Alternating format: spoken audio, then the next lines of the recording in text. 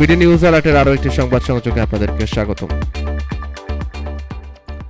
ভারতের অন্য রাজ্যে ভয়ে বাংলায় কথা বলছেন না পশ্চিমবঙ্গের মানুষ। ভারতের অন্যান্য রাজ্যে কাজ করা পশ্চিমবঙ্গের বাঙালিরা ভয়ে বাংলা ভাষায় কথা বলা বন্ধ করে দিয়েছেন। বাংলা বলতে তাদের বাংলাদেশি হিসাবে সন্দেহ করে হেনস্থা করা হচ্ছে। সংবাদ মাধ্যম দ্য টেলিগ্রাফ ইন্ডিয়া বৃহস্পতিবার ২৬ জুন এক প্রতিবেদনে এই তথ্য জানিয়েছে।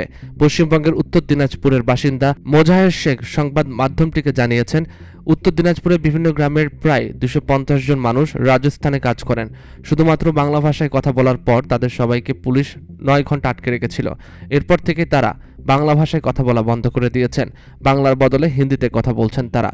মোজাহের শেখ বলেন, মঙ্গলবার আমাদের আটক করা হয়। আমরা বাংলা ভাষায় কথা বলি, এই কারণে আমাদের কয়েক ঘন্টা জিজ্ঞাসাবাদ করা হয়।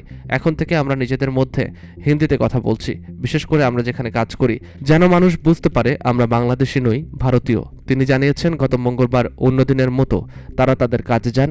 ওই সময় পুলিশ এসে তাদেরকে অম্বেকর ভবনে নামে একটি কমিউনিটি হলে নিয়ে যায়। সেখানে তাদের পরিচয় দিতে বলা হয়। মোহাজার বলেন, প্রথমে তারা আমাদের কড়া রোদে দাঁড় করিয়ে রাখে, এরপর হলের ভেতর ঠেলে নিয়ে যায়। হামিদুর রহমান নামে একজন বলেন, আমরা আমাদের পরিচয় দিই, কিন্তু পুলিশ বলতে থাকে আমরা বাংলাদেশি, কারণ আমরা শুধু বাংলায় কথা বলি। আমরা আতঙ্কিত হয়ে পড়েছিলাম, আমাদেরও আবার বাংলাদেশে পুশ ইন করা হয় কিনা। তিনি জানিয়েছেন, কয়েকদিন আগে ৩ বাঙালিকে আলাদা রাজ্যে আটকের পর বিএসএফের হাতে তুলে দেওয়া হয়, যাদের বাংলাদেশি বলে বাংলাদেশে পুশ ইন করা হয়, কিন্তু পরবর্তীতে যখন জানা যায় তারা ভারতীয়, তখন তাদের ফিরিয়ে আনা হয়।